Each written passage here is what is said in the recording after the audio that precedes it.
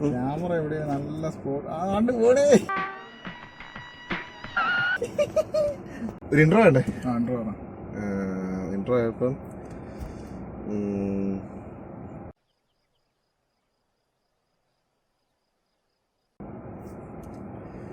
Okay.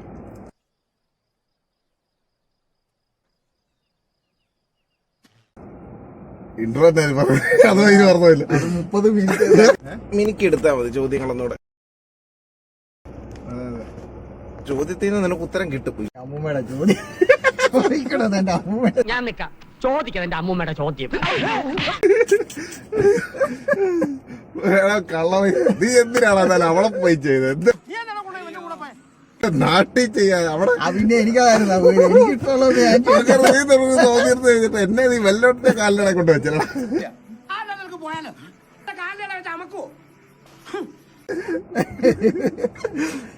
Search ചെയ്ത് നോക്കാന്നാണ്. I ബട്ടണിൽ കിടപ്പുണ്ട്. ഞാൻ കളിക്കല്ല, ഞാൻ നേരെ ചിറാപുഞ്ചിയിൽ പോയി മണൽ വിൽക്കാൻ പോണു. ടൈം നന്നായിരുന്നു. 8 മണിക്ക് തന്നെ റിപ്പോർട്ട് ചെയ്തു. ഡോക്ടറെ കണ്ട് മറ്റേ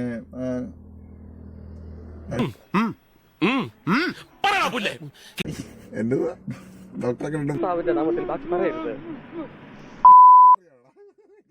അപ്പൊ അത് ഞാനെടുത്ത് FUVയുടെ കൂടെ അഡീഷണൽ ആയിട്ട് 4 PRP അവർ പറഞ്ഞു. 4 PR 4 സെറ്റ്.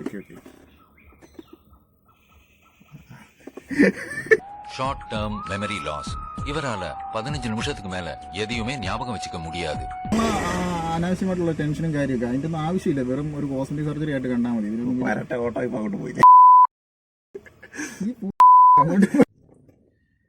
ഇപ്പോ ഈ ട്രാൻസ്പ്ലാന്റേഷൻ കഴിഞ്ഞിട്ട് ഏകദേശം 5 ദിവസമായി. ഈ 5 ദിവസം നമ്മൾ എന്തൊക്കെ കാര്യങ്ങളാണ് ശ്രദ്ധിക്കേണ്ടത്? അവിടെ നിന്ന് എന്തൊക്കെ ഗൈഡൻസ് തന്നേക്കുന്നത്?